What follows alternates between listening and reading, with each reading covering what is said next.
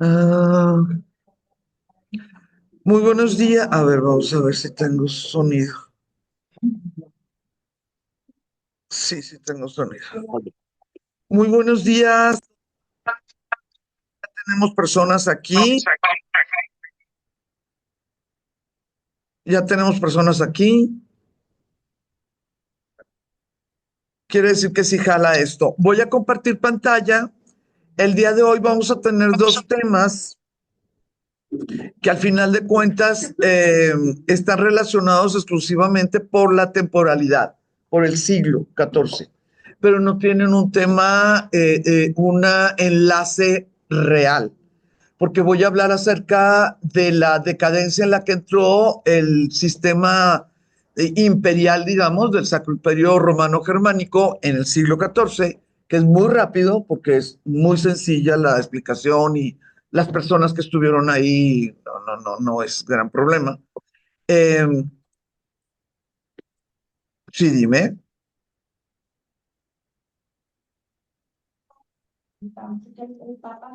Sexto, la Catalina de Siena.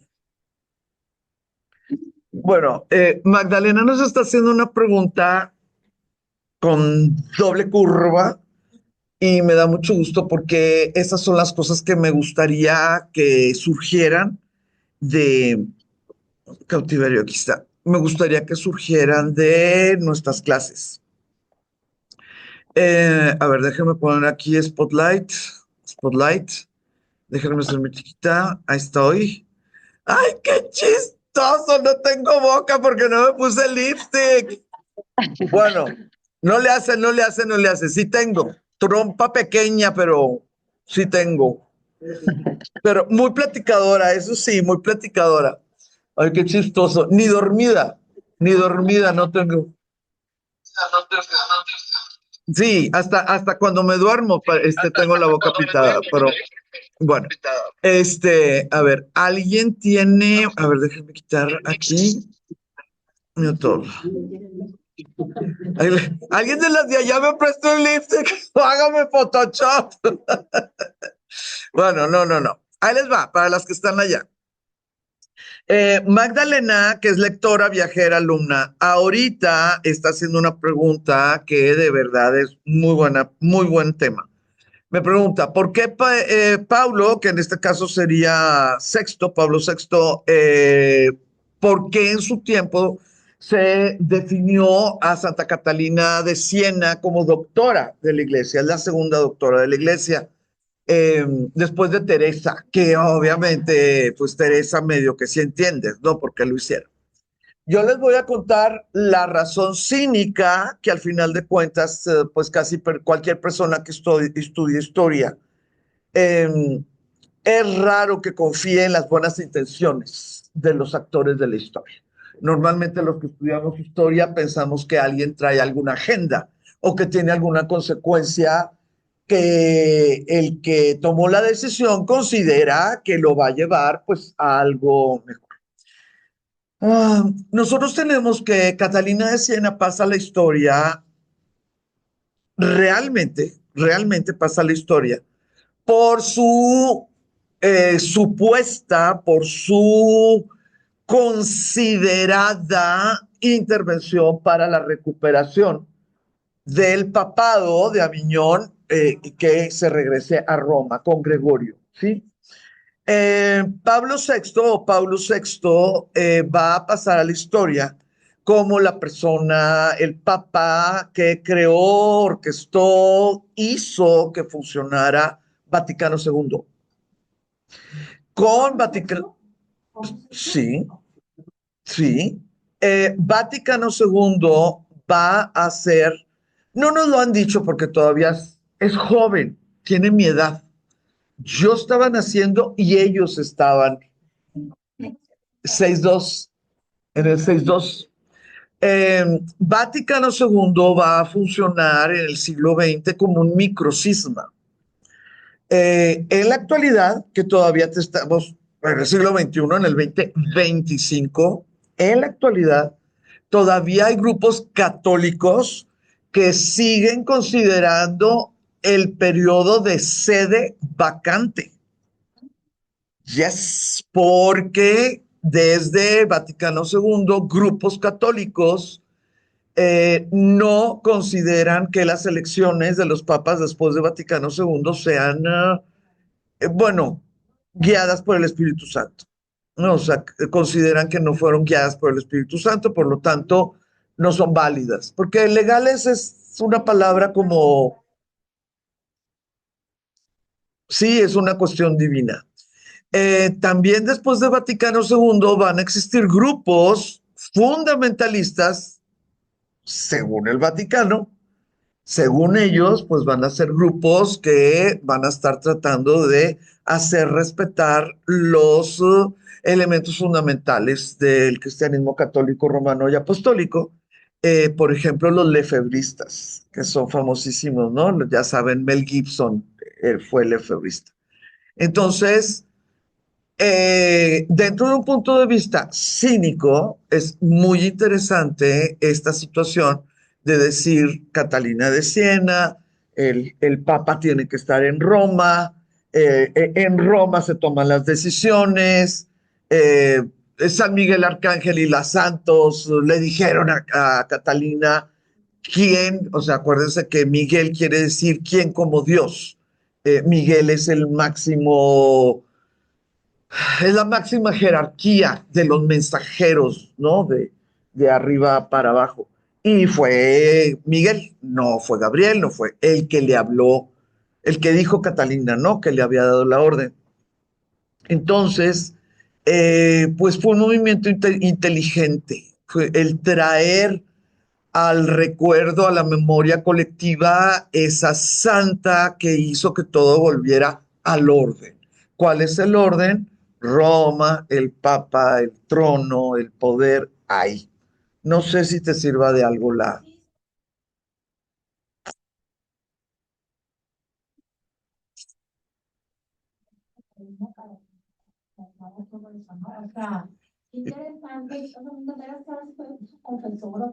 Sí, sí,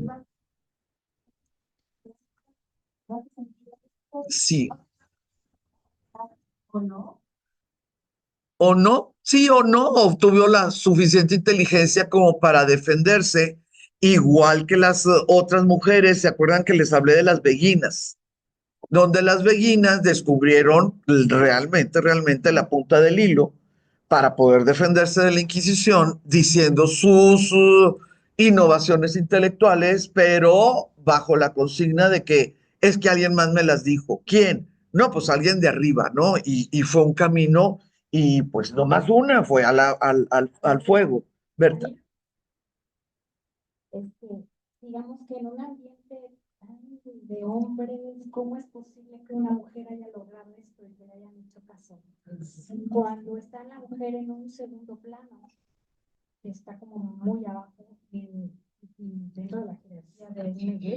Sí, lo interesante hubiera sido, bueno, está hecho. ¿Cuáles hombres dijeron que habían oído mensajes? Ni uno, ni uno. O no creían en los mensajes o andaban muy ocupados en la guerra, ¿no? O sea, nosotros cuando Berta nos dice que qué interesante que haya sido una mujer, pero pues fue Santa Catalina en un lado, fue Juana de Arco en el otro, fue Leonor en el otro. O sea, realmente las mujeres estaban abajo siempre y cuando no tuvieran las herramientas para estar en un primer plano. Si tú tenías títulos, entonces no estabas abajo, estabas en el primer plano en el mundo de los títulos, ¿no? Por decir algo. Si tú tenías visiones, pues estabas en un primer plano en el mundo de estas supersticiones, ¿no? Medievales.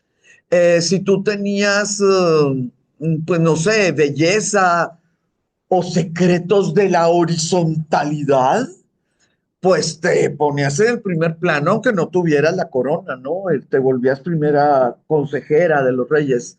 Entonces, en general, la opción sí era que la mujer pertenecía a un segundo plano, pero en lo particular tenemos mujeres muy, pero muy, muy sobresalientes y además determinantes en la historia de la religión.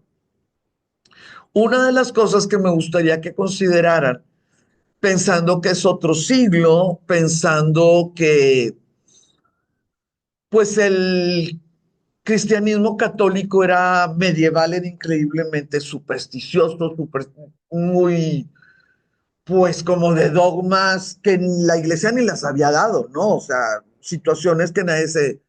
Fíjense que, por un lado, es mucho más sencillo vincular un estado de virtud con una mujer que con un hombre. No sé si me explico. Si es un estado de pureza o de simplemente, ¿no? La idea de la virginidad, la idea de la ausencia, ¿no? De actividad sexual. Por más que te diga un monje, no es que si soy casto, ay, dormido y despierto. Aunque el pobre hombre tú lo estás viendo que es un alma de Dios, sí, o sea, el mundo ha hecho que la figura del hombre esté mucho más relacionado con violencia, con sexo, no sé, con codicia, no sé, mundanas, absolutamente relacionadas con la carne, ¿sí? Cuestiones carnales. Es muy, pero muy, muy fácil que tú puedas, y más si eres jovencita, ¿verdad? Lo que quieras, que puedas imaginar que ese nivel de pureza o virtud, pues sí sea un canal adecuado para un mensaje. Entonces, ahí le ganan las mujeres, ¿no? No sé si me estoy explicando. Ay, Ceci y luego Gabriela. No, sí, Gabriela. Nada. Existencia de ella. Existencia totalmente. Las cartas. Las cartas hay 360. Ah, eso. Claro, desde ahí ya. Luego que dijo lo que dijo. Simplemente un dato curioso de Catalina Sierra, que fue la número 26 de hija. O sea, su mamá tuvo 25 para hijos antes. Fue la número 26. Es un dato. De su papá. Estamos embarazados Wow. Bueno, no lo sé. Pues sí. Y no le dio la menopausia. Lo voy a checar. O sea, tú- yo a ti te lo dijeron. tengo casos de teología. Ah, ok. Wow. Wow, wow, wow, wow. Nunca había oído ese número. ¿Eh? O como el chiste pelado. ¿Se acuerdan del chiste pelado? ¿Cuántos hijos tiene, don Juan? 26. ¿Con la misma? Pues claro. Si no se puede con otra. He tenido 4 esposas, pero eso es otro boleto. Este, estas preguntas de por qué en este momento sucede tal cosa, por qué en este siglo se pudo tal otra y en otros siglos no hubiera podido ser, es muy, pero muy, muy interesante porque al final de cuentas ahí es donde estamos enlazando las verdaderas motivaciones humanas, ¿verdad? Para que sucedan las cosas. Y como siempre les recuerdo, si la sociedad no estuviera lista para esa media verdad, nunca hubiera pasado a ser verdad completa. Entonces no podemos pensar que un grupo orquestó la presencia de Catalina si no entendemos que la sociedad estuvo de acuerdo a que esa presencia podía ser posible y que era correcta y que si era cierto y lo que quiera. Son cosas muy complejas. Pero bueno, si nos volvemos a ver en nuestro mundo, pues seguimos igualitos, ¿no? O sea, realmente, realmente seguimos igualitos.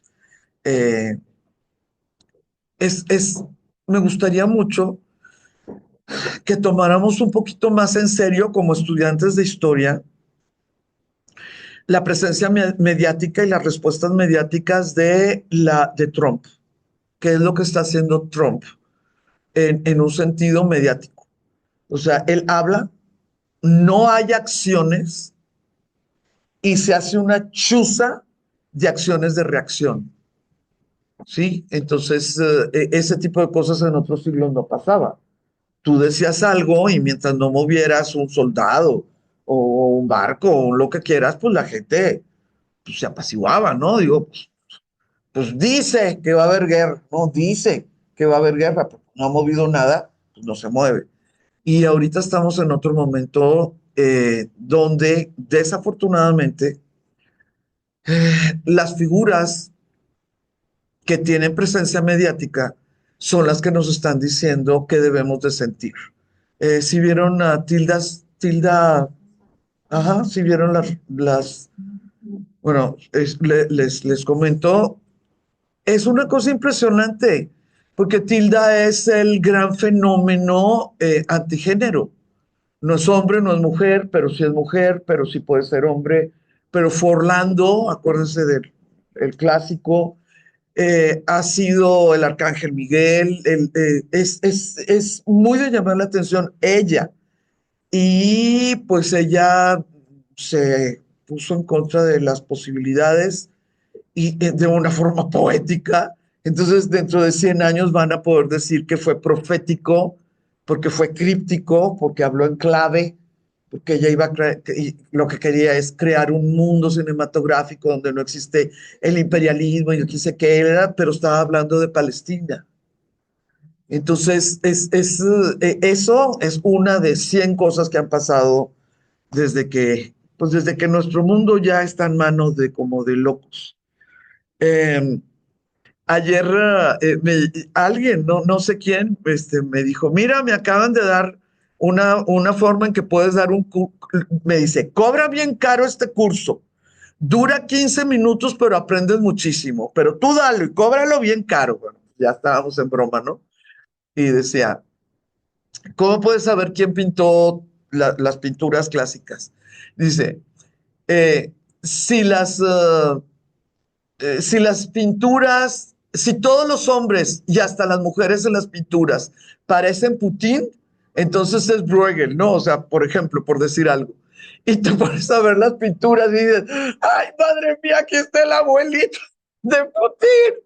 Dentro de 100 años, las personas van a decir, ¿por qué Trump estaba en todas partes? ¿Por qué el copete de Trump estaba en todas las caricaturas, en todos los GIFs? ¿Por qué se hicieron camisetas? ¿Por qué están en las... O sea, ¿quién fue Trump? Dentro de 100 años va a ser más conocido el copete o el color de esa persona que lo que hizo, ¿sí? Entonces, sí hay que estar al pendiente porque la historia la hace quien la cuenta. Y muchas veces quien la cuenta la conoce a través de pinturas o de una sola hoja o de un chisme. Y eso es lo que queda en los libros y es lo que nosotros sabemos. Magdalena.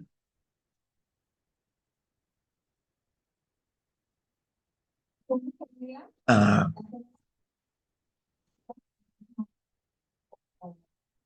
ah,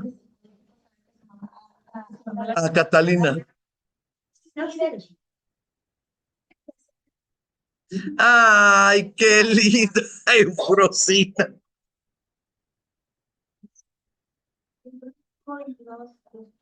A los 40 imagínate nada más. Em, Alegría.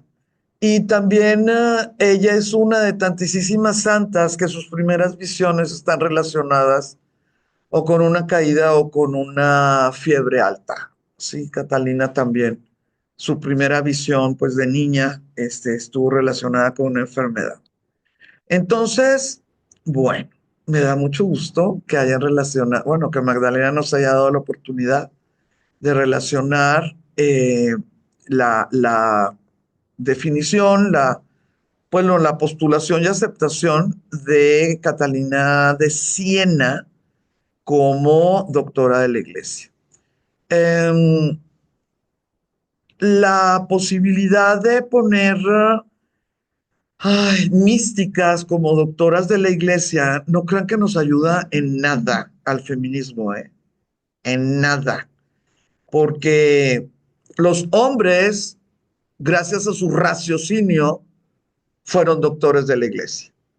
Y las mujeres, gracias a su misticismo, tuvieron visiones y entonces por eso son doctoras de la iglesia. Una vez más, no es en un en una plano, pues sí, ¿no? De aquí, de cosas que pueden pasar en cualquier momento. Pero no importa, hay que estudiar a todas las doctoras. Doctores también, ¿verdad?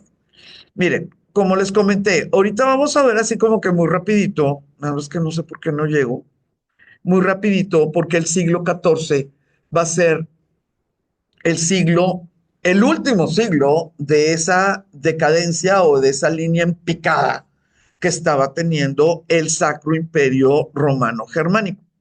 Quisiera, por favor, que nada más pues, lo tuviéramos así como en mente, ¿verdad? Este siglo XIV, porque es en este siglo XIV cuando inicia el apellido Habsburgo, ¿sí? Habsburgo, con los matrimonios que van a suceder en este siglo XIV con las familias de Luxemburgo, que fueron los que llevaron, pues, ahora sí que a la decadencia, ¿verdad? Como posibilidades de pues el gran poder o el gran imperio o el sueño, ¿verdad? De ellos de ser realmente, realmente los dueños de toda Europa. Espérenme, no entiendo por qué no llego. Aquí ya vamos con Catalina. Ay, Dios mío, mi vida. Ah, aquí está Enrique, aquí está Enrique, aquí está Enrique. Bueno, ¿por qué hay una relación directa entre la decadencia eh, de esta figura que es el Sacro Imperio Romano Germánico, porque hay una relación directa, cronológica, con el papado de Aviñón, que es lo que hemos estado viendo, ¿verdad? Les recuerdo, el papado de Aviñón fue un periodo entre 1309 y 1377, ¿ok? 1309 y 1377, que es cuando Catalina. Nada más que después del papado de Aviñón, pues viene el cisma. ¿Quién sí es papa? ¿Quién es antipapa? ¿Quién puede estar aquí en Roma diciendo que sí es papa? ¿Y quién puede estar en Aviñón diciendo que es el papa, pero los de Roma diciendo que es antipapa? El cisma pues va a durar hasta 1413. Es mucho. Es un relajazazo. Del 77 al 13. Ay, muchachas, hay veces cuando tienes un mal presidente municipal, que son 3 años, se deshace una ciudad. ¿A poco no? Del que los baches y que la delincuencia y que 3 años. Ahora imagínense un cisma, o sea, un cisma de que el papa, que el antipapa, que ahora Francia es el que manda, que ahora es Roma el que manda, que ahora ahí vienen estos, ¿cómo se llaman? Los ejércitos que apaciguan a los de Nápoles. Como los de Nápoles están apaciguados, entonces los de Sicilia brincan, como los de Sicilia son enemigos de Francia, los de Francia le mandan dinero a Nápoles, entonces Nápoles, no, pues hagan de cuenta que es como la rueda de la fortuna, son 50 años, y la gente de abajo, el campesino, el comerciante, el mercader, no, pues que ahora somos genoveses, no, pues que ahora somos pisanos, oye, qué chistoso, pues que no hay papa. ¿Cómo que no hay papa? No, pues que no hay papa. Pues si ya son 3 meses, pues qué raro, pero pues no hay papa. Y entonces, ¿a quién le rezamos? No, tú tranquilo, pues sigue habiendo San Juan de Letrán y San no sé qué. Ah, ¿y por qué San Pedro no? Ay, no, no, no. San Pedro no. No, hay ejércitos. No podemos entrar a San Pedro. Pero acuérdate que los Orsini son los dueños de alrededor de San Juan de Letrán. Y ahorita somos amigos de los Orsini. Oye, pero yo no soy amigo de los Orsini, yo soy amigo de los Colonna. Ah, no, entonces a ti te toca Sopra Minerva, Santa María Sopra Minerva, porque los terrenos de alrededor de Santa María Sopra Minerva son de los Colonna. Entonces sí te van a poder dejar. Ah, ok. Oye, entonces, a ver, espérate tantito, porque no quiero correr riesgos. Yo, emperador del Sacro Imperio Romano Germánico, necesito que coronen a mi hijo como rey de los romanos. Me voy a San Pedro, pues te estoy diciendo que no. Pero pues es que no me quiero ir a Aviñón, porque pues le estoy dando el sí al rey de Francia. No, hombre, Aviñón, menos. No, no, no, ¿qué te pasa? A ver, ¿cómo andas con tal? La familia, ¿no? No, pues ando muy bien con esto. Bueno, mira, vamos a hacer esto. Tú tráete cardenales de camino, de donde vengan, porque a veces venían de Nuremberg, a veces venían de Praga, a veces venían de Frankfurt, porque no tenían un centro, ¿no? Porque era así como una medusa. Tú vete trayendo cardenales, ¿sí? Cardenales pro emperador. Y aquí nosotros te tenemos bien, bien, bien, bien arregladito para que puedas llegar a San Juan de Letrán, porque para como veo aquí, te toca San Juan. Ah, muy bien. Entonces, sí se coronaban a las personas, a los que les tocaba, ¿verdad? En el siglo XIV. Pero si ustedes se van uno por uno, pues que fueron dos cardenales, que fueron cuatro cardenales, que esos cuatro cardenales después de la coronación se regresaron a donde eran porque no estaban en Roma de tiempo completo, digamos. Ya les había dado esta trampita, pero algunas personas no habían estado en otras sesiones. El siglo XIV va a estar definido por las fidelidades de los gibelinos y los güelfos. Yo les dije, acuérdense, la que tiene más letras se va con el que tiene más letras. Los gibelinos le van al emperador. Más letras y más letras. Los güelfos, menos letras, le van al que tiene menos letras, el papa. ¿Sí? Entonces, los gibelinos pro imperio o emperador y los güelfos pro papa. Cada vez era más extraña la fidelidad que no había papa en la península itálica. Del 1309 a 1377 estaban en Aviñón. Si tú te declarabas güelfo en este siglo XIV, pues más bien lo que decías es, oye, a nosotros encantados de la vida de seguir el refrán, en ausencia del gato, los ratones tienen fiesta. No vamos a estar ahorita de que, ay, qué bueno que llegue el emperador. No, el emperador en su imperio, el papa en Aviñón y nosotros, sieneses, florentinos, pisanos, genoveses, lo que, bueno, no, dije pisanos, discúlpenme. Sí, nosotros en contra del papa y en pro del, digo, perdón, en contra del emperador y en pro del Papa. ¿Cuál Papa? No le hace. El que esté lejos, ¿verdad? El que sea. Nosotros lo único que necesitamos es que nos dejen trabajar. Sabemos trabajar, sabemos gobernarnos, pero por el amor de Dios, déjenos ser. Entonces, el siglo XIV, eso de que se ve muy bonito, de que, ay, es que fueron fieles al Papa, pues hay que pensarlo, porque el Papa estaba muy lejos y a lo mejor estaban en un espacio de esos meses que les digo, pues que se tardaban, ¿no? Para tener un Papa o el otro. Realmente, realmente lo que necesitaban era no tener, pues, alguien encima. Eh, los gibelinos van a ser el brazo o la mano izquierda de los emperadores dentro de la península itálica. En el siglo XIV, de los gibelinos que se hicieron más ricos, van a surgir de Milán. Acuérdense cuando les dije, están todos los florentinos que se juntaron con los hermanos Visconti de Milán. No fue Milán, fue una familia específica. Miren, muchachas, las cosas caminan, las cosas van caminando. Cuando ya se arreglaron, cuando ya no hubo tantas guerras, porque pues ya, bueno, rebeliones, porque ya el Papa ya estaba en Roma y aunque todo estaba desarmado y todo estaba descontrolado, bueno, cuando menos ya las cosas estaban entrando al cauce. Ya Aviñón ya estaba ya con su palacio, sus cosas, pero el Papa estaba en Roma.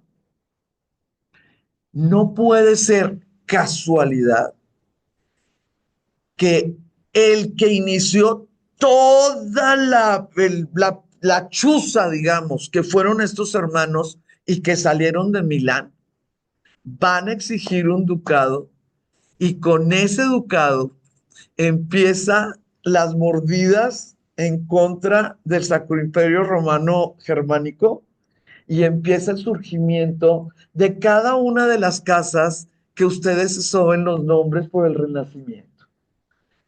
Los Visconti, los Sforza, los Medici, los de este, ¿no? Cada uno de esos. ¿Por qué? Porque cada uno de ellos tuvo un acierto de cómo manejar su siglo XIV. Cada uno de ellos, Mantua, Siena, Milán, por supuesto Venecia, que no es nombre de familia, pero bueno, claro que crearon su escuela veneciana. Cada uno de ellos jugó bien las cartas, de tal manera que cuando llegó el Papa no los castigó, es más, hasta les dio concesiones en cuanto a impuestos, pero tuvieron la fuerza militar como para estar listos en pie, ay, y sacarle ventaja a esta decadencia que significa el siglo XIV para el Sacro Imperio Romano. La otra decadencia que se las voy a contar el día de hoy, pues va a ser realmente el siglo XIV es el último siglo de la edad de oro musulmana.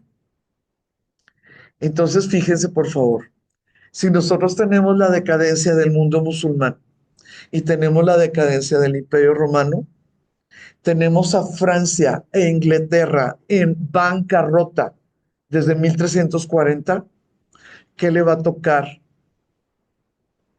el papel de resurgimiento a cada una de las ciudades de la península itálica? Esa es la única razón por qué ahí sí hubo un renacimiento y por qué con la debilidad de la Iglesia Católica surgida, crecida por el cautiverio de Aviñón y marcada por el sismo de Occidente, pudieron todas estas mentes poder hacer las cosas sin inquisición, sin confiscaciones, sin tener que estar huyendo. ¿Sí me estoy explicando? ¿Sí? Absolutamente, sí. No tenían el yugo. Claro que todos los cardenales estaban buscando más cuestiones personales, de riqueza, lo que quieras, que la fe, ¿no? Que la limpieza de la fe. Y en ese momento, es que miren, los seres humanos, si es uno, dos, si son grupos pequeños, realmente sacamos lo mejor de la humanidad, que puede ser la misericordia, puede ser la sabiduría, puede ser, pues no sé, hasta la evidencia, porque cuando te pones a ver los grandes inventos, dices, pero ¿por qué se le ocurrió inventar eso si no se necesita? No sé si se ha puesto a pensar en eso. Los grandes inventos solucionan problemas que van a llegar en 20 o 40 o 100 años. No solucionan problemas reales de ese momento. Los inventos gigantescos. ¿Ustedes creen que la escritura solucionó el hambre y la enfermedad de la humanidad? Sí, y cuando la inventaron, pues obviamente no iban a imaginar que gracias a esa, pues al ratito, ¿verdad? Pues íbamos a poder aprender de libros y bueno, se solucionaban las cosas. Si son grupos pequeños, los seres humanos vamos a sacar lo único que nos hace diferentes, alma e intelecto. Si somos grupos grandes, en un 2 por 3 dejamos de ser seres humanos y nos comportamos como roedores o como insectos. Sí, en los grupos grandes, los seres humanos perdemos toda nuestra capacidad de lo que nos hace ser diferentes a los demás, a las demás especies y nos volvemos roedores o insectos. Eh, hasta el punto que podemos llegar hasta suicidios masivos, ¿sí? O sea, no, nada más roedores llegan a suicidios y nosotros, los seres humanos, hemos llegado a suicidios masivos. Entonces, cuando vemos los espacios que se están creando en el siglo XIV para el 480 italiano, sí tenemos que entender la individualidad que le regaló la fragmentación política de la península itálica. El sienés era sienés, el florentino era florentino y el de Arezzo, bueno, no sé, era arentino, ¿verdad? Y tenían que ser eso, porque no eran también bienvenidos en las otras ciudades que casi todas eran fortificadas y que además te exigían que explicaras qué estabas haciendo aquí y si tu papá algún día fue pro emperador o fue pro papá. Sí, era parte de la posibilidad de que te dieran algún permiso o alguna carta de salida. Entonces, la idea de que haya nombres, se tardó 100 años, pero la idea de que hubiera mentes individuales, pues se tardó 400 años. 400 años. Le ganamos 75%. De una tardanza de 400 años para un cambio social, pasó solamente a 100. En la actualidad, en 15 minutos suceden las cosas. En 15 minutos, tres jóvenes bellísimos que hacen el flow, en 15 minutos llegaron a 65 millones de vistas. 15 minutos. Ahorita, ni queriendo buscar el video de estos tres muchachos, lo encuentras.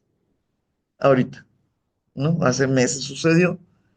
De esos 65 millones pasaron como a 500 millones de vistas, como en 48, 72 horas. ¿Estaban hermosos los muchachos? Sí, claro, tan hermosos como el 10% de la población de muchachos del mundo, ¿no? O sea, punto. Pero esa situación de que en 15 minutos hubiera 5 millones de vistas, pues nos lleva a situaciones un poco extrañas, ¿no? Comparadas con lo que se tardaba antes, los movimientos en cuanto a comunicación o lo que te gustaba o creías. La cantidad de personas que en 15 minutos decidió que ese fin de semana iba a traer la camisa blanca e iba a bailar de esa manera, pues no creo que hayan sido los 5 millones, ¿verdad? Pero vamos a suponer que fue 1 millón, ¿no? Una quinta parte. 1 millón de personas afectadas por, no sé, 40 segundos, creo que duraba el video. Son números muy, muy sobresalientes. Muy, muy, muy, muy sobresalientes. Vamos a empezar con Enrique VII. Es rapidísimo, es que casi no hace nada. Enrique VII es miembro de la Casa de Luxemburgo, para que entendamos, pues, por qué Luxemburgo sigue siendo Luxemburgo. Se ganó el premio de que no lo destruyeran, de que no lo acabaran. Su sangre, pues, era de las sangres de los top 10, ¿no? De las casas reales. Entonces, sus familiares, sus niñas, sus muchachitos, pues estaban emparentados desde el siglo XIV con cualquier tipo de familia que estuviera en el imperio, y después del imperio, pues ya las cosas se manejaban de otra manera. Él solamente va a estar como emperador de 1308 a 1313. Eh, Fue de rebote, a él no le tocaba. Y ese rebote dentro de un imperio, lo único que es una marca de decadencia. Porque si en nuestra casa no puede haber cosas de rebote, oye, ¿y por qué fuiste con tu, no sé, Ana María, ¿por qué fuiste con Mari Carmen? Es que no pudo ir mi otra hermana. Ay, pues, pues, ¿cómo? O sea, los rebotes ni en nuestra casa. Imagínense en un Sacro Imperio Romano o en cualquier imperio. Este rebote se hizo porque el imperio era tan grande y había tantas familias que tenían acceso a la posibilidad que muchas veces cuando los ejércitos apenas se estaban movilizando para establecer la legitimidad de alguno de los contendientes, pues el contendiente ya estaba en Roma, por ejemplo, pudiera ser, o ya estaba siendo coronado en Praga, bueno, depende, ¿no? Del momento. Y en el momento que ya era coronado por una autoridad eclesiástica, ya se mezclaban otras cositas. Y los ejércitos pues tenían que decidir, a ver, ¿y si nos peleamos qué? ¿Nos van a excomulgar o no nos van a excomulgar? Porque ya coronaron al perenganito. Sí me estoy explicando, ¿verdad? Entonces a este le tocó este rebote. Él hizo lo necesario para ser coronado en una de las ciudades del oriente, o sea, del este, mientras los ejércitos de otras dos familias estaban movilizándose en el occidente, lo que nosotros ahora le llamamos Alemania. Este hombre estaba en la Bohemia, lo que nosotros ahora le llamamos Hungría, sí, en ese espacio él estaba. Esta persona, este Enrique séptimo, él es séptimo, sí, este Enrique séptimo, pues va a hacer lo necesario, ¿verdad? Lo necesario para poder justificar el que él pudiera seguir, ¿verdad? Y lo más importante de todo, acuérdense, lo que es pues las reglas básicas de una monarquía, asegurar la descendencia, ¿verdad? Las reglas básicas de la monarquía es que no te maten, no pierdes territorio, trata de recuperar territorio y asegura tu descendencia, ¿no? Son como, es lo mínimo que puedes hacer si ya lograste estar allá arriba. El, ¿Fue bueno, fue malo? Bueno, pues no tanto, ¿verdad? Aquí la situación es que era demasiado, pero demasiado claro que Francia iba para arriba. No pudo, no pudo hacer de manera diplomática que las otras coronas aceptaran que él era el depositario de la corona imperial. Sí aceptaron que fuera el rey de Roma porque, bueno, pues, en su familia no decían se cree el rey de Roma. ¿Sí? Bueno, viene de se cree el rey de Roma, porque había dos o tres al mismo tiempo, en muchos siglos, ¿no? Se cree el rey de Roma, o sea, se cree el heredero de la corona del imperio. Por vía diplomática no logró hacer que las otras monarquías le dijeran a los dos ejércitos que no alcanzaron a pelearse, ¿verdad? Oye, ni le sigas, o sea, regrésate a tu casa con tus gentes, porque él es el mero mero. ¿Por qué no lo logró? Pues porque no era el mero mero. O sea, no lo logró porque no tenía ni el dinero suficiente, ni las propiedades suficientes, ni los barcos, ni espacio en Tierra Santa. No, ni siquiera había un papa para que él dijera a Enrique VII, oye, por cierto, soy el ahijado preferido del papa. Y ya como que los otros monarcas tuvieran su duda. No lo hizo, no lo logró, no lo pudo hacer. Eh, Destacó el enfrentamiento que mantuvo con el Papa Clemente V, la ciudad de Florencia y el rey Roberto de Nápoles. Este rey Roberto de Nápoles es Anjou.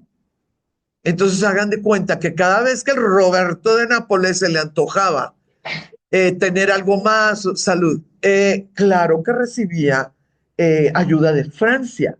No nada más porque fuera Anjou, sino porque era fabuloso el tú tener a la Francia, más al Papa en pedazos de Francia, más a Roberto en Nápoles, adentro de la península itálica, ¿verdad? Nápoles está dentro del... Y teníamos a Juanita, ¿se acuerdan? La que si mató al marido y no mató al marido en Sicilia, ¿sí? Ella era la señora de Provence, de Provence, ¿cómo se llama? De la Provenza, así se dice, ¿no? Sí, de la Provenza francesa. Entonces, eh, Enrique VII no fue particularmente malo, no lo fue, pero fue un personaje muy pequeño para el tamaño de su corona, ¿sí? Si él hubiera sido solamente rey de algún pedacito, ¿verdad? De algún reino, pues a lo mejor la hubiera la historia no hubiera contado algunas otras cosas de él. Miren, Enrique VII personalmente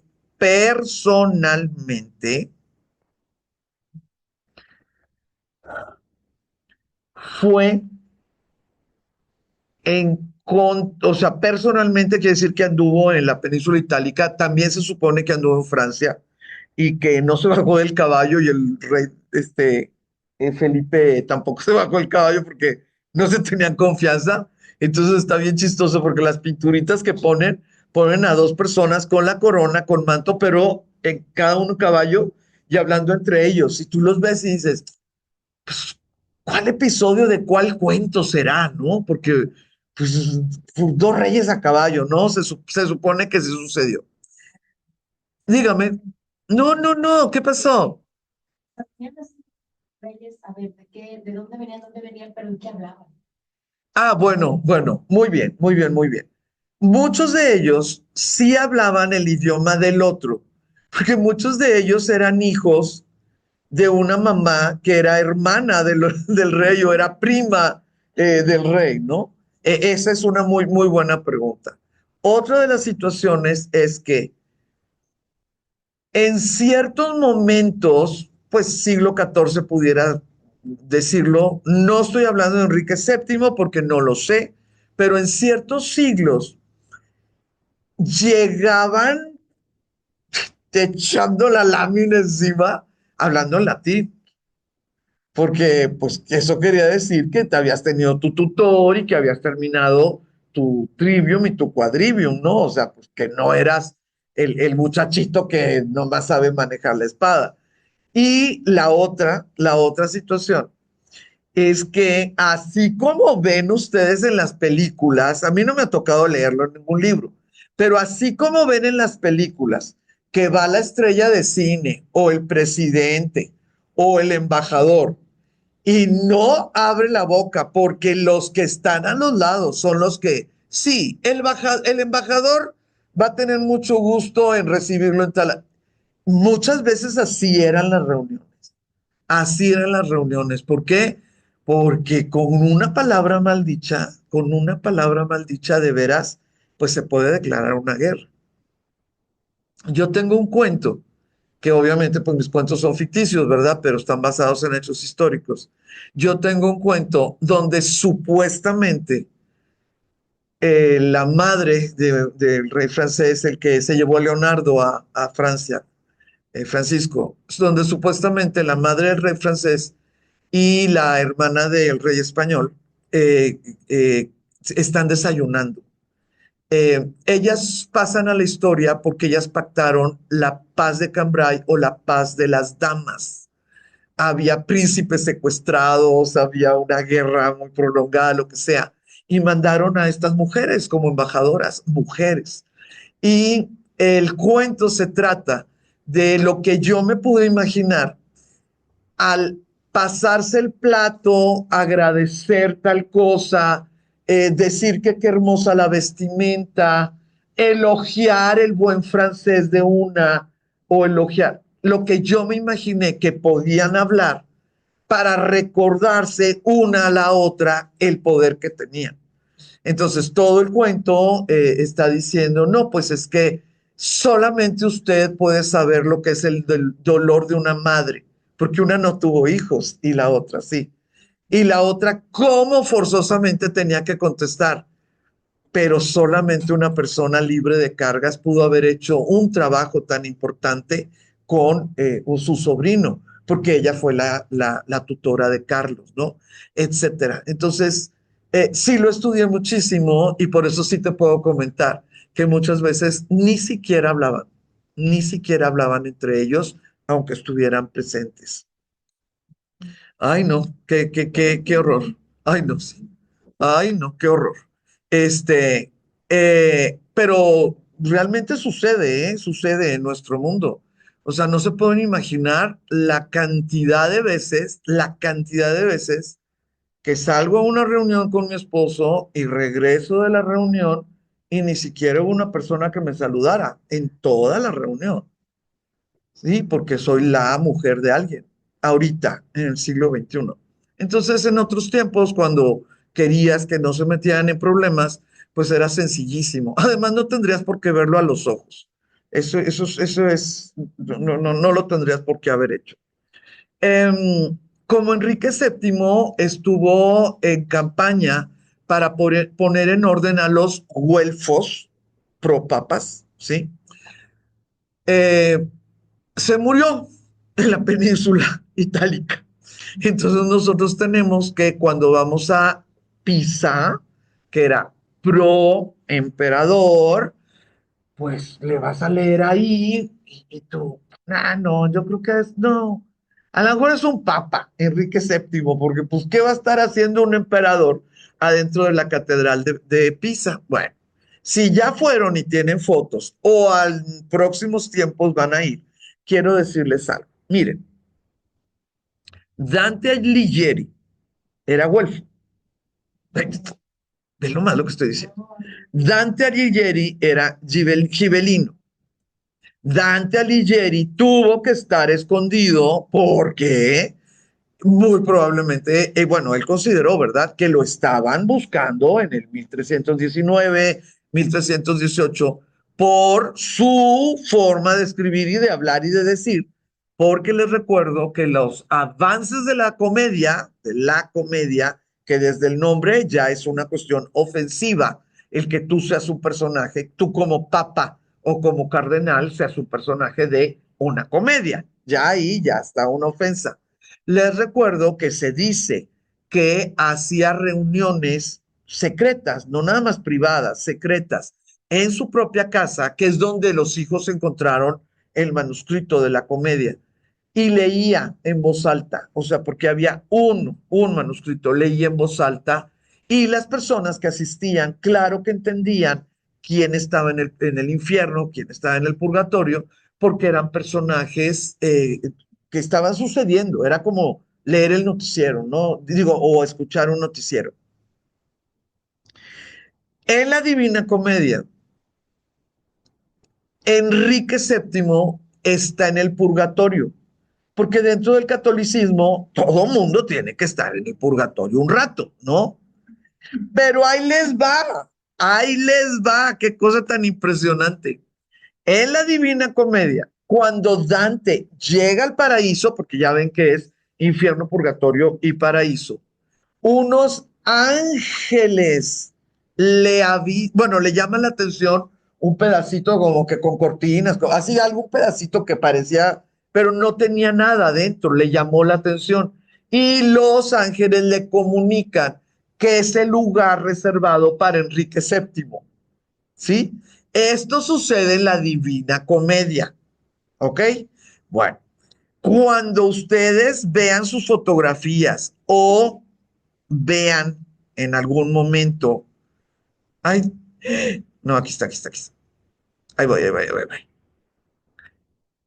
La tumba, la tumba de Enrique VII, van a ver que los pintores sí conocían la comedia porque los ángeles están abriendo el cortinaje de lo que es el paraíso. Este es un dibujito. Esta es la... Ay, Dios mío, mi vida. ¿Por qué? ¿Por qué? ¿Dónde está? Un momento, por favor. Aquí está. Aquí está. ¡Ay, qué chiquita! A ver, voy a hacer grande la pura... Miren, le están abriendo las puertas del paraíso, porque lo dijo Dante. Entonces, cuando nosotros vemos estos siglos, sí es una gran incógnita cómo se llegaba a esa cantidad de personas, literatura o pintura o lo que ustedes quieran.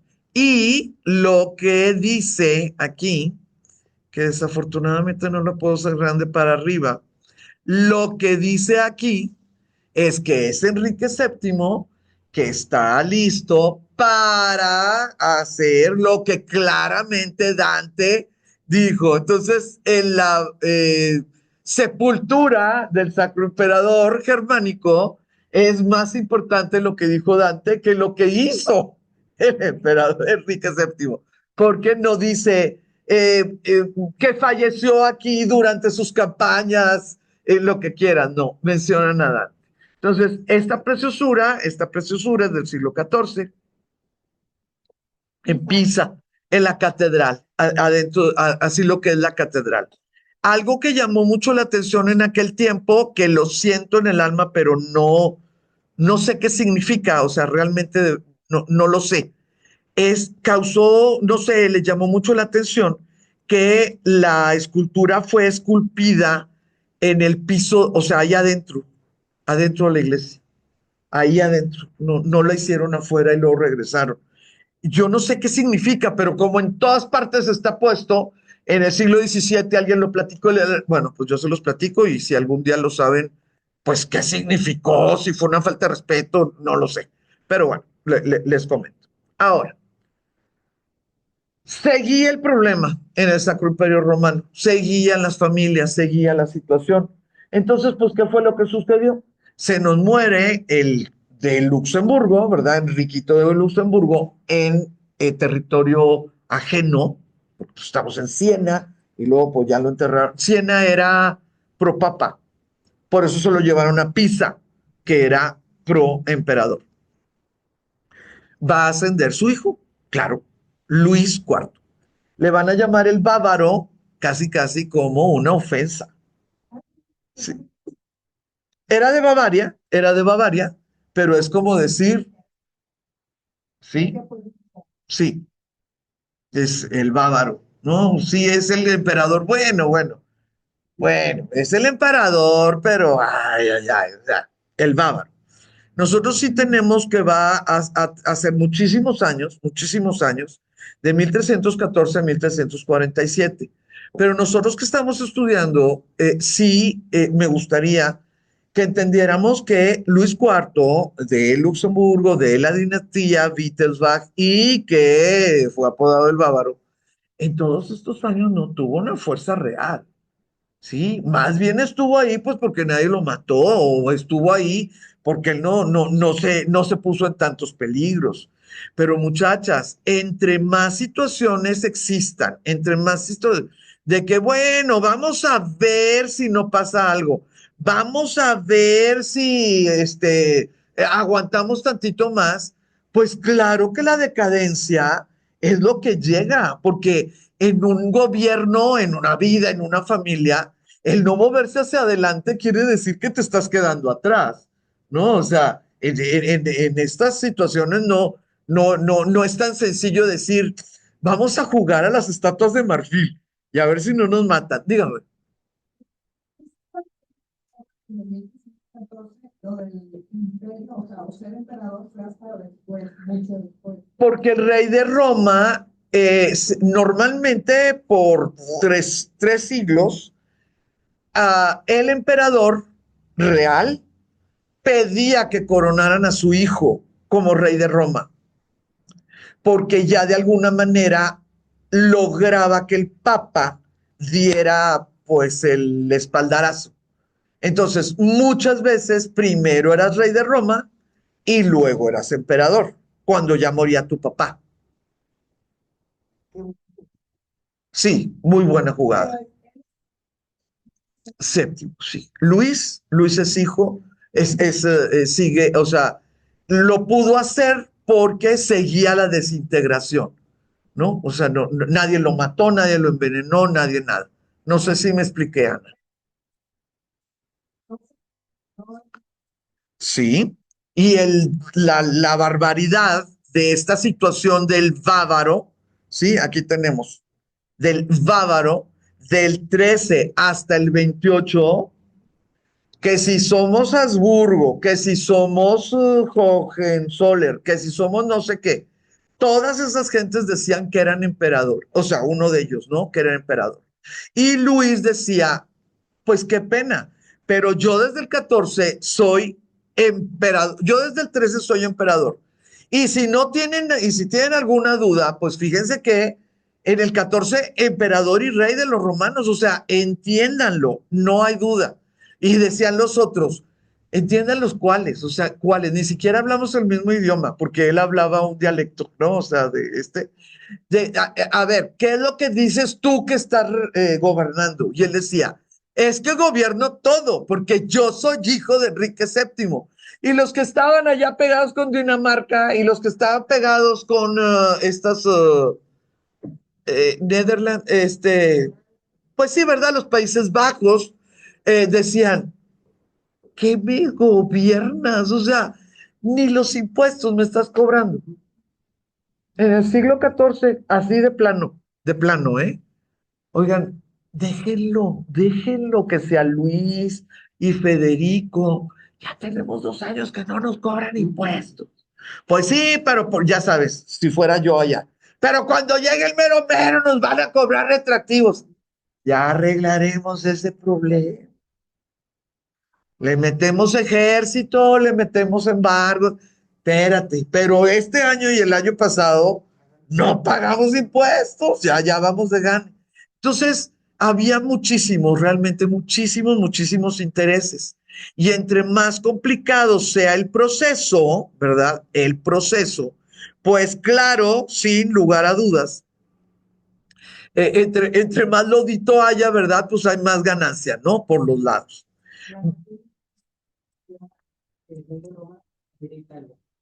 No había rey de Italia. Ok. Pero vamos a ver el año. Muy bien, muy bien, muy bien. Muy bien, muy bien, muy bien, muy bien. ¿Dónde está? Aquí está. En 1327, en la desesperación, déjenme mostrarles el mapa, en la desesperación de que no podía con lo de arriba, o sea, con lo de ellos, déjenme nada más, lo voy a hacer chiquito para encontrar el mapa más rápido. Un segundo, por favor. Aquí está. Ahí voy, ahí voy. Ahí voy.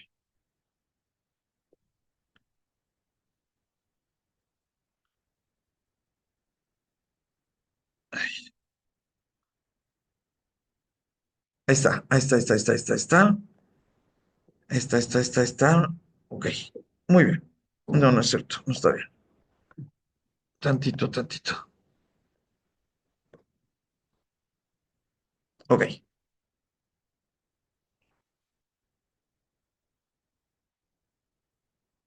fíjense. Necesito que me digan si ven esta rayita. Esta que está aquí. Muy bien, muy bien. Si nosotros vemos estas rayotas, estas de aquí hasta aquí hasta aquí, todo esto se supone que estaba gobernado por el emperador, se supone. Bueno, fíjese por favor cómo agarra tantito pedacito de la península, ¿ok? Entonces para ellos este pedacito era parte del imperio. Ahí va, ahí viene, ahí va, ahí viene, ahí va, ahí viene. Este pedazo, donde me dicen ustedes que sí pueden, sí, es que aquí se ve mucho mejor. Esto de aquí de en medio, esto de aquí de en medio, eran los estados papales. En 1326, luego 1327, el papa seguía allá. Nada más que Roma seguía en la mente de aquí, de la gente, como si fuera una entidad, como decir Florencia, pero en un sentido pues total de la palabra, ¿no? Entonces, si tú eras rey de Roma desde que lo inventaron, que fue en los tiempos de los hijos de Carlomagno, tú a lo único que te comprometías era a proteger Roma porque era tu reino de cualquier gente de los alrededores. No importaba la nacionalidad ni si eras, aún si eras romano. ¿Sí? Como rey de Roma, tú tenías esa responsabilidad y era una responsabilidad mucho más de uno a uno como protector. Bueno, entre 1326, 27 y luego le duró muy poquito, por supuesto. En esa guerra de gibelinos y güelfos, el emperador dijo, ah, por cierto, la línea, esta la gordita, esta de acá, se baja hasta este pedazo. Oye, pero es que no lo podemos hacer imperio. No te preocupes. Es el reino de Italia que pertenece al Sacro Imperio Romano y que como buenos católicos, pues se están ganando un aliado, porque nosotros vamos a hacer lo que nos corresponda. ¿Por qué tuvo eco? Porque una cosa es que tú digas soy el rey de Italia y otra, ¿verdad? ¿Por qué tuvo eco? Porque ustedes pueden ver de aquí para abajo, se fijan que no hay rayitas. Todo eso era de Roberto de Nápoles. Era parte de un francés que estaba queriendo llevarse el papado a Francia. ¿Sí? Entonces, para muchas personas, esta locurita del 1327 de ser rey de Italia, que implicaba este avance, es una tercera parte, era como una, ¿cómo le vamos a poner? Como un curita en contra del avance de Francia. ¿Sí? ¿Por qué no va a seguir?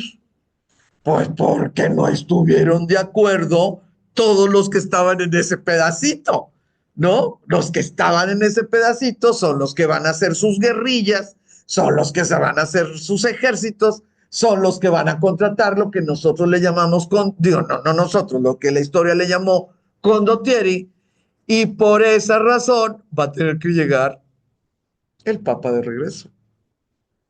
Cuando llegue el Papa de regreso, les dice, por cierto, pues yo soy el príncipe, el principal, ¿no? Y estos estados son los estados papales. Entonces, pues se acaba esa idea, ¿no? De que podían los estados papales ser parte del imperio. Ahora, ahí les va. El coronarse rey de Italia implicó que se cumplía el ideal, no lo ideal, el deseo máximo del emperador de volver a tener los terrenos de Carlomagno. Fíjense que no, porque cuando los hijos de Carlomagno nunca pasaron de esta raya, nunca. Entonces, aún para los efectos del ideal del Sacro Imperio Romano, el ser disque el rey de Italia era una transgresión en contra del catolicismo, ¿no? Del cristianismo católico. ¿Por qué duró 3 décadas más o menos? Más o menos, pues porque se murió. Él se murió, el de la buena idea. Se murió, guerras por todos lados, guerrillas, pérdidas de dinero por todos lados. No siguió con el siguiente, después de Luis. Y después de Luis llegó el Papa de regreso. ¿Sí? Qué buenas preguntas. Hoy hay muy buenas preguntas. Fíjense, nosotros tenemos lo naranjita, ven aquí lo naranjita, Habsburgo, siglo XIV. Entonces, ustedes pueden notar, entre más cerca estés de la jugada, más clave va a ser tu papel, más te toca. Estas gentes empezaron a tener sus territorios más pegados a Francia, al mundo de la península itálica, pues en un 2x3 pudieron empezar a decir, ay, por cierto, este también lo quiero, a ver, ¿con quién caso a quién? Oye, a mí se me hace que voy bien, yo creo que voy bien. ¿Con quién me tengo que casar? Con francesas. Cásate con francesas, esas son las meras miras. Y empiezan los matrimonios, pues con los que sí tenían poder. Y al ratito, pues los Habsburgo, pues imagínense nada más, para nosotros los mexicanos, pues los Habsburgo, pues son los Habsburgo, ¿verdad? Desde el siglo XVI hasta el siglo XVIII.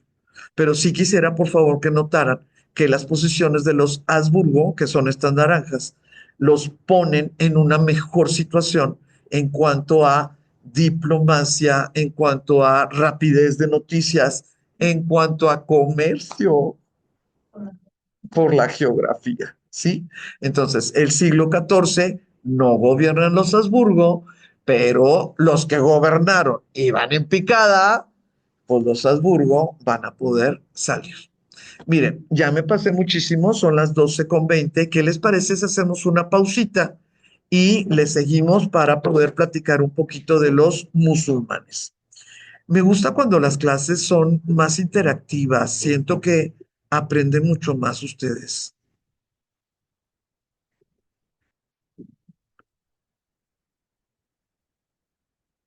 Vamos a ver.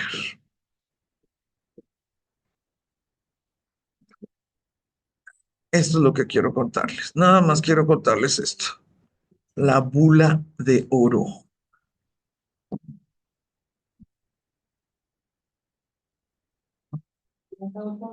Bien. Emperador del Sacro Imperio hasta el 1328. ¿Qué pasó del 13 al 28 que murió su papá? Muy bien. Estaba un Federico de otra familia, pero como... ¿Mandé? No, no. Y como digamos que ganó Luis, no se cuenta Federico en las típicas listitas que te ponen, ¿no? Eh, Siempre va a haber un gobernante, pero el que gana es el que hace la lista, ¿no? Por eso Luis es el que aparece como sucesor. Hubo murió, Sí. y luego ya pasó Luis después de, o sea, ¿qué pasó con el que estaba mientras? Federico murió en batalla por su nombramiento. Sí, sí, sí, sí, una batalla pues que es reconocida en Alemania. Nosotros nada, es más, la ciudad ahorita ya ni es, o sea, no es nada, pero sí, así era como se acababan los contendientes. Se iban muriendo ya fuera en guerra o por esto, y esta Luis le tocó, como te digo, pues porque había mucha revoltura. No era un gran general, no fue un gran estadista, no fue un gran diplomático, pero pues tenía la sangre y el apellido y en ese momento fue tocando, ¿no? Pues, son chistosos, pues son formas. Lo que a mí me llama muchísimo, de veras, muchísimo la atención, es la cantidad de poder y de dinero que está en juego. Para que haya esta cantidad tan, pues no sé, como no poder creerlo, de errores y de desorden. Yo sí te creo que dijeran, no, pues es que aquí en Tonalá, porque hace como 10 años eh, supe que en Tonalá, que el presidente municipal de Tonalá era un interino, porque el presidente de Tonalá electo estaba huido porque había orden de arresto en contra de él por sospecha de homicidio. Entonces dije, no, pues para candidatos, ¿verdad? Esto pasó hace 6, 9 años, no me acuerdo. En la siguiente vez que supe de algo de Tonalá, el hombre huido ya estaba recuperado y era presidente municipal y estaba se llama impugnando, porque los ediles, los regidores, estaban solicitando su renuncia, pues porque no era posible que la ciudadanía fuera gobernada por alguien que tenía sospechas de homicidio, ¿no? Entonces los regidores pues estaban diciendo, pues renuncia. Y él tenía impugnación y amparo porque él iba a terminar, porque él había sido. Entonces cuando leo esas cosas de Tonalá, digo, ay, pues qué mal andamos, pero bueno, es Tonalá. Pero cuando yo les cuento casi las mismas cosas del Sacro Imperio Romano, dices, eran millones de personas sin tener un gobierno y una administración pues real, contentas, bueno, deja tú la felicidad, pero pues prácticas, ¿no? Y sí, sí te da, no sé, te da como tristeza, te da, no sé, dígame. recordado que dice hija de que nadie platicaba contigo. O sea, las personas no te conocen, no saben de todo lo que sabes y de lo que... Pues mira, aunque no supieran, yo jamás en la vida no hablo con alguien que está enfrente de mí. Nunca. Y como a mí me pasa increíblemente seguido, siempre trato de darle un cumplido. Honesto. No invento un cumplido, ¿no? Pero un cumplido honesto, porque es increíble la cantidad de personas invisibles que estamos en una reunión. Invisibles. No existimos, no tenemos valor, no tenemos nada. Mi marido, como sabe que me mata y sabe que voy a estar enojada todo el camino de regreso y no le conviene, me presenta y dice lo que hago y lo que soy, y digo en tres palabras, ¿no? Pero él lo hace, porque sabe que me molesta muchísimo. Ha habido reuniones que al final de la reunión de 2 horas, que nadie habló conmigo, ni me volteó a ver, o sea, en una mesa, ni me volteó a ver. Al final de la reunión se despiden de mi marido y lo felicitan por lo que yo hago. Ah, no, no, no. No, lo felicitan por lo que tú haces. O sea, quédate callado, eres no. O sea, no te felicitan a ti por lo que tú, sino por lo que él introdujo de ti, lo felicitan a él. Lo felicitan a él. Ay, no. Qué locura. ¿Mande? No, más. Y claro que cuando nos subimos al carro, el Alfonso, a ver si algún día, porque es una broma privada, o sea, ya se la saben ustedes, a ver si algún día me agradeces que te traigo con la crema innata de la sociedad. A ver si algún día me lo agradeces. Ya para romperlo, ¿no? Pero es impresionante, o sea, es impresionante. Gente que ha estado al lado mío y que llegan otras personas y las mueven de la silla como si fuera un bulto. Y pobrecitas, porque yo las vuelvo a sentar, o sea, me ha pasado 2 veces en miles de años, pero las vuelvo a sentar y pues la pobre empieza a sufrir por mi culpa, no por la otra, porque pues ella ya se estaba yendo, ¿no? Cuando la siento, empieza, no, porque no nos van a estar tratando como bultos. Siglo XXI, imagínense en otros tiempos, ¿no? O sea, de no poder creerlo, de no poder creerlo. De las últimas veces que de veras me enfermé, o sea, de veras me enfermé de la rabia. Éramos 6 personas, 6 personas. No, éramos 5, porque uno no traía pareja. Éramos 2 parejas y 5 personas en una mesa. 4 veces entré en la conversación dando ejemplos específicos de jardines esculturales que habíamos visto en nuestros viajes, porque estaban hablando de un complejo habitacional ecológico que su característica iban a ser los jardines esculturales. 4 veces en hora y media, digamos. A la cuarta vez me di cuenta que era la cuarta vez que la persona volteaba, volteaba con Alfonso, digo, mi marido, y luego seguía la conversación. Me di cuenta porque la verdad yo siempre creo que la gente es buena y nunca pienso que alguien me está matando, ¿verdad? Entonces dije, ¿cómo? Este señor me voltea a ver para qué, porque estás hablando. Y luego voltea a ver a Alfonso de pon orden con tu mujer, ¿no? Entonces a la cuarta vez le dije, Alfonso, ya íbamos a dormir ahí. Dije, ya me voy porque definitivamente, pues sí, no le dije eso, pero dije, definitivamente, pues creo que creen que están hablando cosas de hombres. Y voltea el hombre. ¡Salud! Hasta que entendiste, estúpida, ¿no? Así volteó. ¡Salud! No, no, no, no, no, no. En- Me enfermé de la rabia. Y luego, pues el doble trabajo, ¿verdad? Porque yo sola te tienes que calmar y te tienes que enfermar. O sea, el error fue mío, que me dio tanta rabia. Pero esto pasó hace 2 años y éramos 5 personas. Entonces, la forma en que se vivía en otros tiempos, pues, Cualquiera, cuando ellos deciden que pues, muchos son de hombres, pues, y aunque sean hombres jóvenes,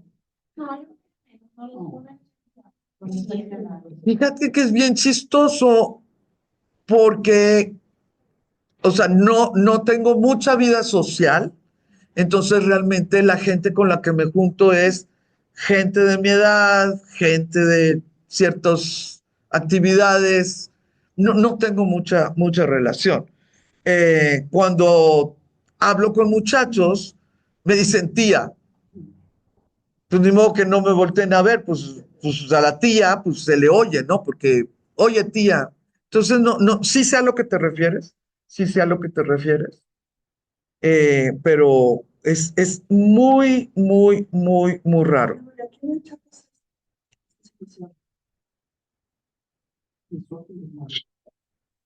Una misoginia de no poder creerlo. O sea, no poder creerlo. Pero el problema de la falta de educación es que también estarían haciéndole eso a los hombres, cayendo y nada más funciona con las mujeres, ¿no? Entonces es misoginia. La mala educación, pues es como pareja. Entonces, pues son cosas, pero digo, se las comento porque parece que no pasan, pero claro que pasan y siguen en el siglo XXI. Y me muero de la risa porque cuando me pasan a mí, que soy tan protagónica, que soy tan grande, que soy tan gritona, digo, a la madre, o sea, ¿qué le pasará a la otra gente? A la otra gente que no es tan grande como yo, que no habla tanto como yo, me duele. De veras me duele.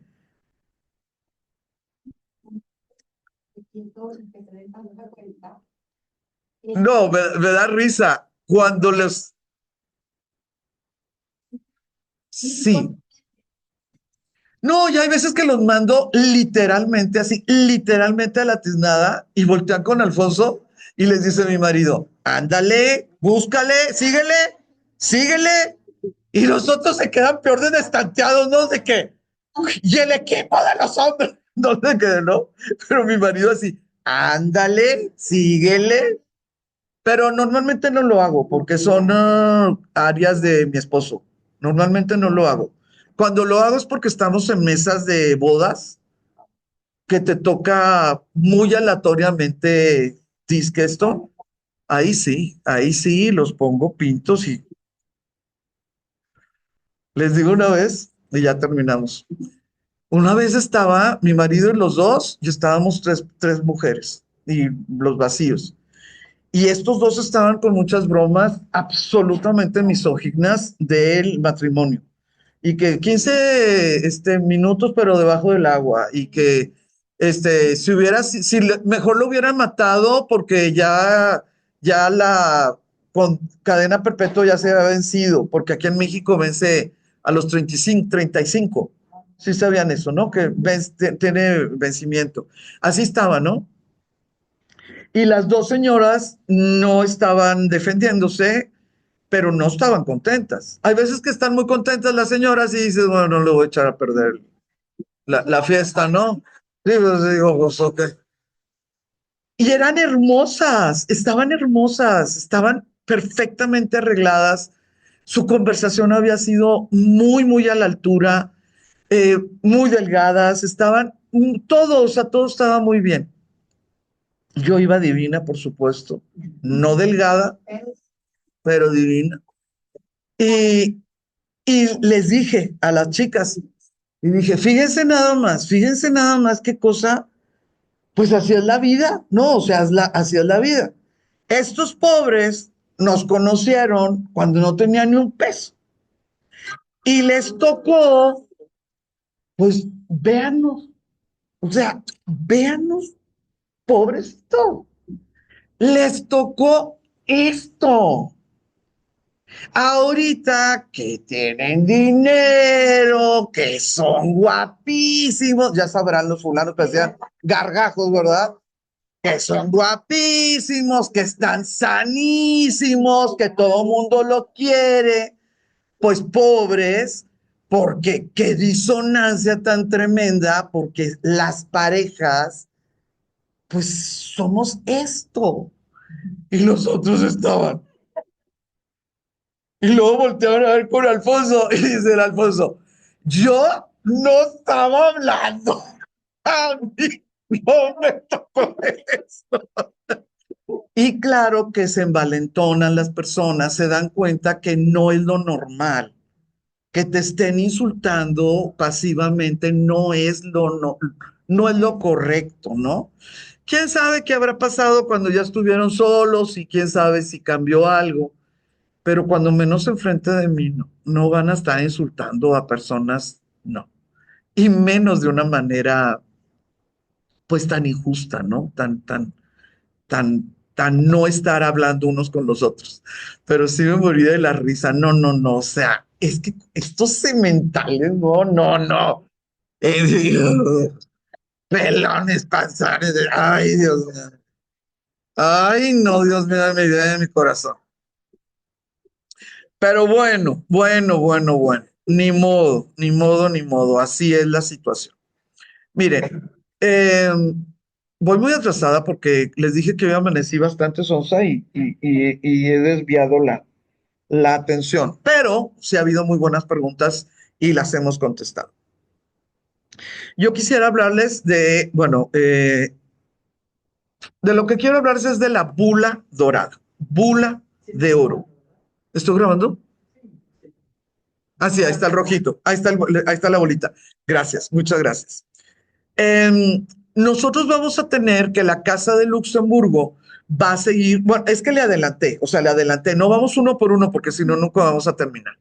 La Casa de Luxemburgo va a seguir gobernando, pero al mismo tiempo que va a estar contendiendo su legitimidad con otras casas. Por eso, si ustedes se van con una listita, no quedan los años, ¿ok?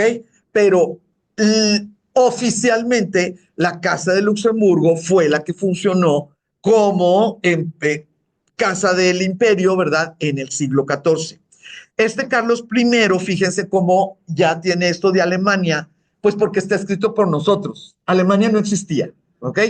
Entonces tenemos Carlos I de Bohemia y Carlos IV de el Sacro Imperio Romano Germánico. El rey de los romanos, ok. Este Carlos IV como emperador, ay,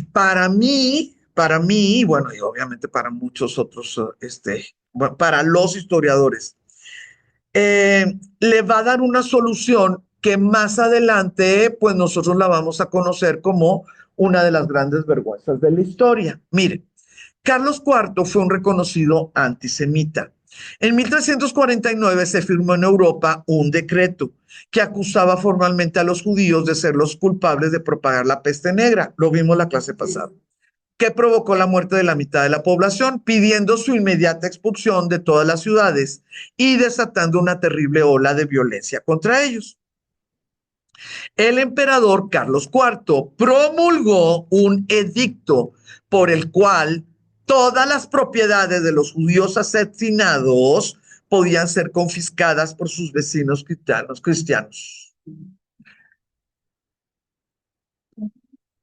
¿Imaginas?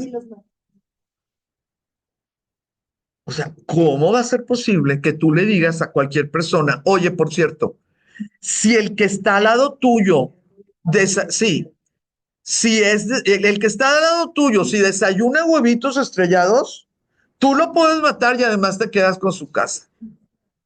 Pues ahí te quiero ver todas las mañanas, ¿verdad? Viendo quién desayuna. Fue imperial, pero no todas las ciudades lo aceptaron, porque era una locura.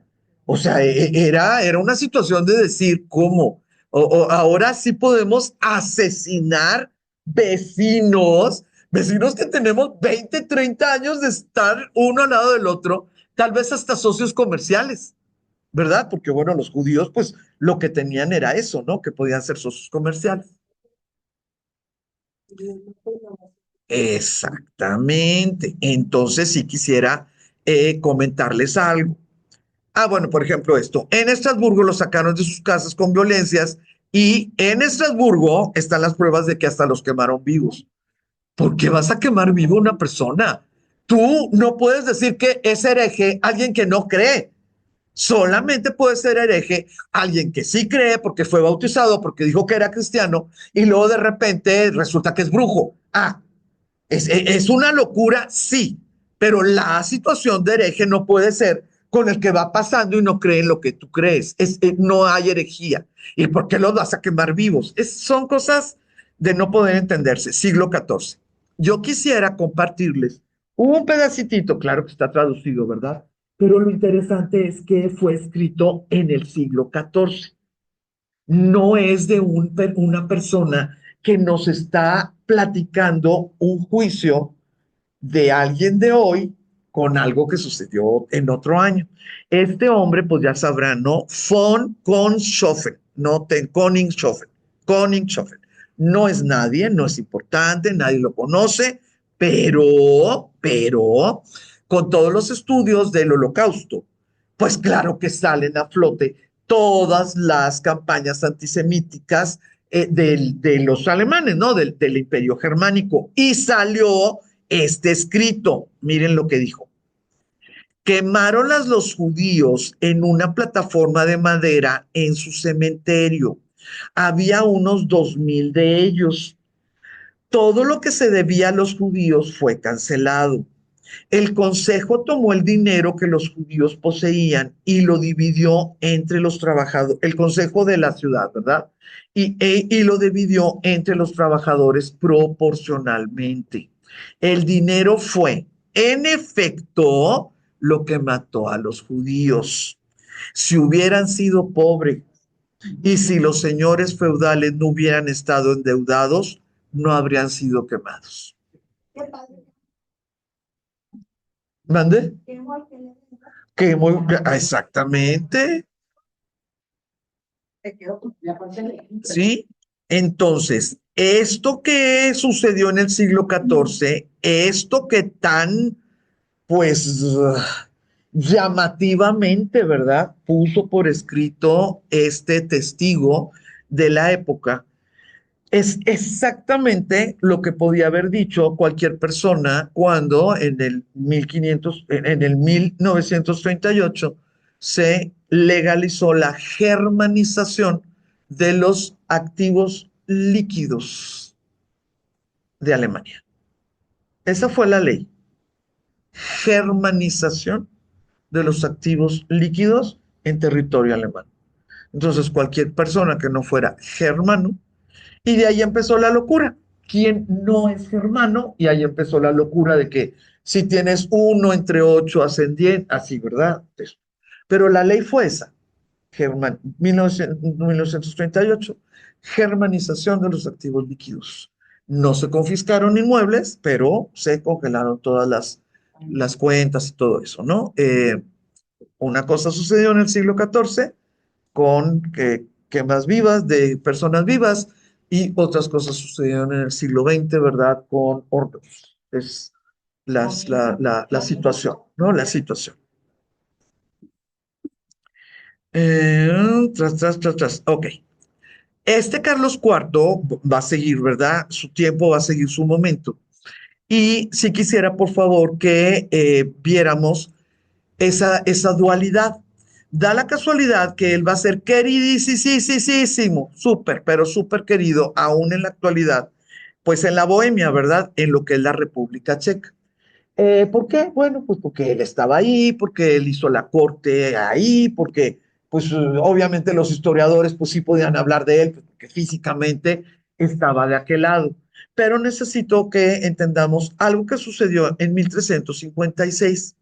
Miren, en 1356, este hombre, con la calidad que él tenía, ¿verdad? De emperador, eh, ¿cómo se le dice? eh, ah, promulgó, es el verbo, promulgó una bula. Ya habíamos dicho, una bula es un contenido, una ley, un reglamento, una nueva forma de pensar lo que quisieran. Fíjense que yo no sabía, y ahora este fin de semana lo descubrí, bula es el nombre real, o sea, así se llama desde el tiempo de los romanos, porque es una palabra de ellos. Así se llama la ruedita que se sella, que queda en el sobre o en el papel. Así se llama, bula, como el acre, sí, pero es esa. Entonces, esta se llama bula de oro porque a veces el acre es de cera, ¿sí? La bula es de plomo y la bula de oro fue oro, o sea, el metal, digamos. No sabemos si el total de la gota, ¿no? Pero bueno, sí, algo así, y por eso se le llamó bula de oro. Eh, la bula de oro va a ser algo muy importante porque esta bula va a durar desde 1356 hasta la disolución del Imperio Austrohúngaro en los tiempos de Napoleón. O sea, lo que él hizo se mantuvo porque al parecer fue lo único que trajo orden a esa barbaridad que estuvo en el siglo XIV. Entonces me vas a decir, ok, Blanca, entonces ¿por qué no en el siglo XIV se enderezó el barco? Porque una cosa es que agarres el timón y otra cosa es que puedas enderezar el barco. ¿Sí me explicó? Entonces, si agarró el timón, Carlos, a partir de 1356, dijo cómo iba a elegirse el sacro emperador romano, germánico. Y con esta posibilidad ya se supieron cuáles iban a ser las casas que iban a sumar, cuáles iban a ser las casas que nunca iban a ser aceptadas como las que hacían la votación. Y poco a poco, gracias a que, bueno, después de él también hubo continuidad, ya el siguiente siglo, ya con el timón bien agarrado, ¿verdad? Y el rumbo puesto, el Sacro Imperio Romano pues va a tener un tiempo totalmente diferente, que se va a afianzar con la aparición de los Habsburgo. Pero el siglo XIV lo único que trajo fue desequilibrio en el imperio, a excepción de la bula de oro proclamada en 1356 que definió el proceso de elección del emperador legítimo, único y legítimo. ¿Ok? Entonces, por favor, siglo XIV, no, en la Bohemia es querido porque ahí estaba, porque hizo la Catedral de San Vito, porque mandé, hizo un puente, ¿cómo se llama? Quito, hizo, ay, ¿cómo se le llama? Bueno, cuando le quitas el agua de exceso, que son pantanos y malaria y así, te drenó, muchas gracias, drenó una muy buena cantidad de terrenos en Praga. Luego esos terrenos se usan y bueno, es muy bueno, pero lo importante de la drenada es la higiene, ¿no? Esto, sí. Fue muy querido porque ahí estaba. Eh, ahorita que mencioné a San Vito, sí quisiera comentarles lo siguiente. Este santo es Vitus, ¿no? Santo Vitus. Es un niño, es un chiquillo. Eh, Él fue bautizado cristiano a escondidas de sus papás en los tiempos de Diocleciano. Entonces, todo lo que yo les diga de él, pues es falso, porque no podremos saber absolutamente nada de él, porque es del siglo IV, ¿no? O sea, no podemos saber nada de él. Nada, siglo IV. ¿Qué sabemos de él?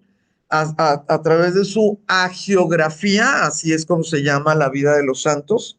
Sabemos que él fue bautizado en secreto, digo, no en contra de sus papás, pero bueno, no fue por sus papás. Sabemos que fue encarcelado a los 6 o 7 años de edad, o sea, como chiquito, por ser cristiano, y luego que estuvo 7 años encarcelado, y luego que fue martirizado por espada, junto con los dos cristianos que fueron los que lo bautizaron y que lo cuidaron, ¿no? En ese tiempo. Entonces, sí, claro, bien, bien, no lo había pensado. Sí, sus padrinos, en el máximo sentido de la palabra, porque además, pues lo guiaron, ¿no? Lo acompañaron. Buenos padrinos. Un hombre y una mujer, pero no eran pareja. En el tiempo que, bueno, que fueron martirizados, pues existían las catacumbas y lo que quieran. Y lo que se supone es que al pasar de los tiempos encontraron el cuerpo incorrupto o momificado, como le quieran llamar, de este pequeñuelo, ¿sí? Y por ser el pequeñuelo, pues sacaron la conclusión que era San Vitus. Em, por alguna razón, una mano de ese cuerpo incorrupto fue a dar a Praga por un Wenceslao y lo que ustedes quieran y manden. Eso es, esa mano, esa reliquia de primera orden, es lo que hace la devoción de San Vito en Praga.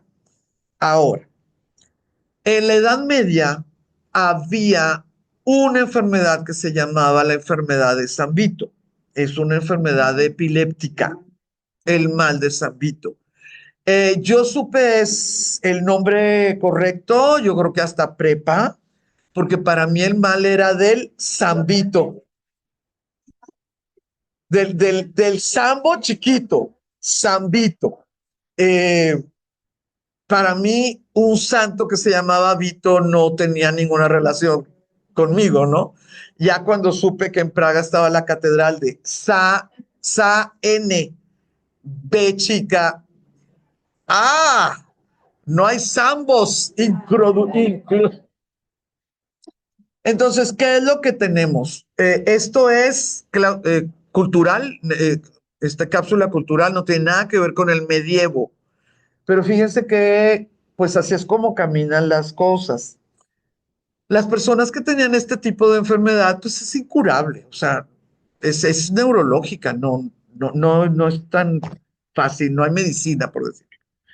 Por alguna razón se pasó en el medievo que si iban estas personas y caminaban, ¿no? Por el centro de la catedral, primero mediana, luego gigantesca, hermosísima, pues el santo les iba a hacer el milagro de la curación.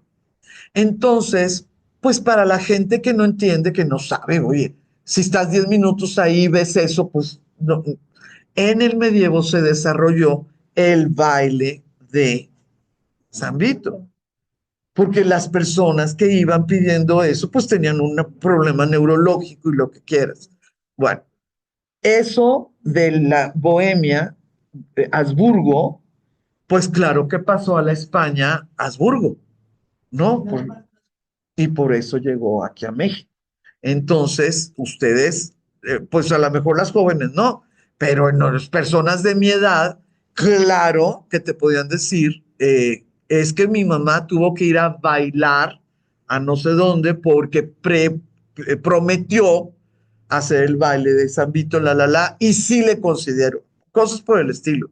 Entonces, imagínense nada más, un niño que no sabe ni si existió en el siglo cuarto, una mano en el siglo IX que fue a Praga, un Carlos emperador que por ser emperador tenía mucho dinero y pudo hacer una catedral bellísima dedicada a este santo, un cambio de dinastía que se amplía a nosotros y aquí en México el baile del santo.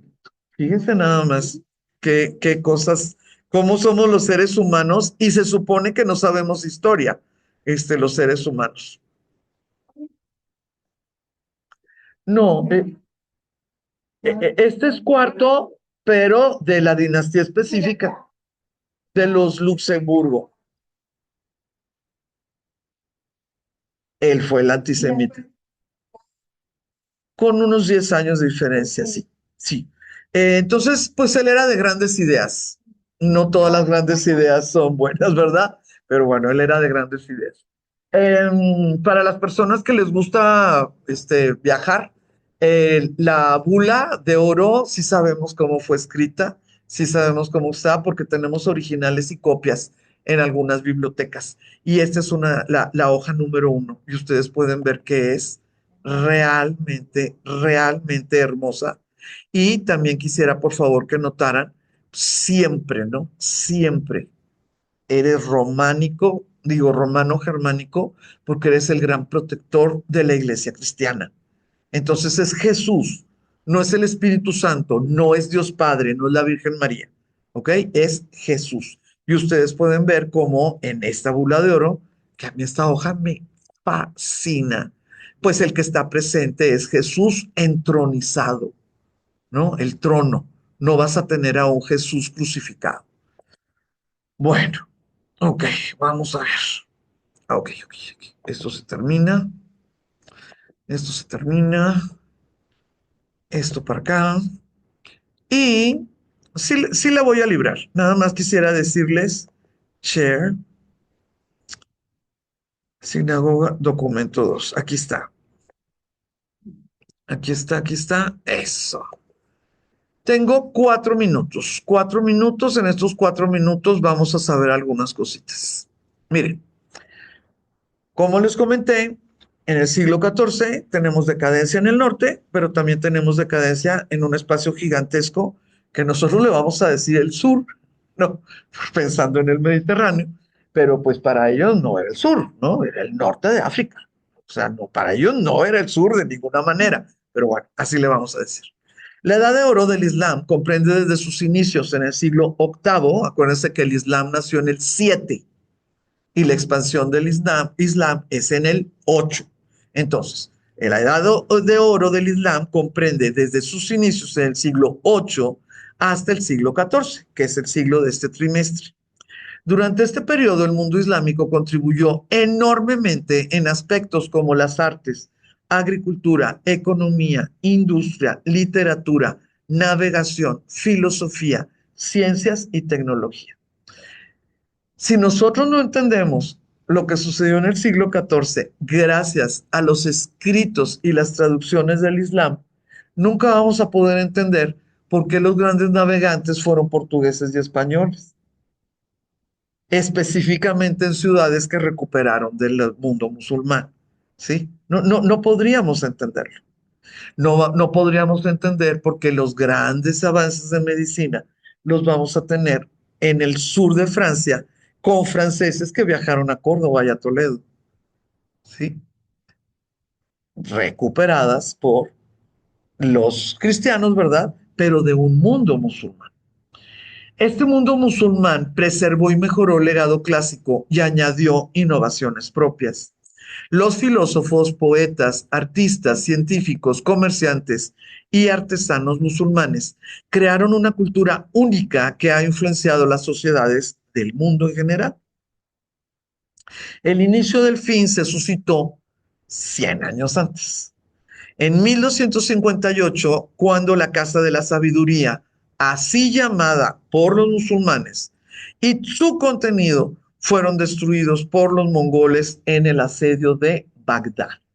Entonces, en 1258, como una cuestión simbólica, se define con la destrucción de la Casa de la Sabiduría o Biblioteca de Bagdad el inicio de la decadencia de la Edad de Oro musulmana. La Gran Biblioteca de Bagdad fue una importante universidad, biblioteca pública con sede de traducciones y centro intelectual establecido durante la época del califato Abbasí, o sea, el segundo califato, en Bagdad. Fue una institución clave en el movimiento de traducción, considerada como el mayor centro intelectual durante la Edad de Oro del Islam. La Casa de la Sabiduría se fundó por el famosísimo Harun al-Rashid al finales del siglo VIII, como un espacio para su recopilación personal, que luego culminó en una academia pública con su hijo. Y fíjense, por favor, se le adjudica a este padre, a este hijo, haber traído, ha traído muchos eruditos conocidos para compartir información, ideas y cultura. Muchas veces crees que en la biblioteca, con las traducciones, pues te llegaba un texto, lo traducías a texto y luego lo ponías a consideración de los usuarios. La Casa de la Sabiduría inventó lo que ahora es lo máximo en el siglo XXI, que se llama la biblioteca humana. ¿Sí han oído de este movimiento ahora de la biblioteca humana? Bueno, se los platico después. Haz de cuenta que lo máximo, no es lo más avanzado dentro de la posibilidad humanística del siglo XXI. En la biblioteca de Bagdad lo tenía. Tú traías a Anadelia y le decías, maestro, aquí está su casa, aquí tiene usted una sirvienta o un sirviente. Por favor, le va a platicar a este escribano y a este escribano como si fueran sus alumnos. No son sus alumnos, no tienen la capacidad para ser discípulos de ustedes. Ellos lo que van a ser sus escribanos.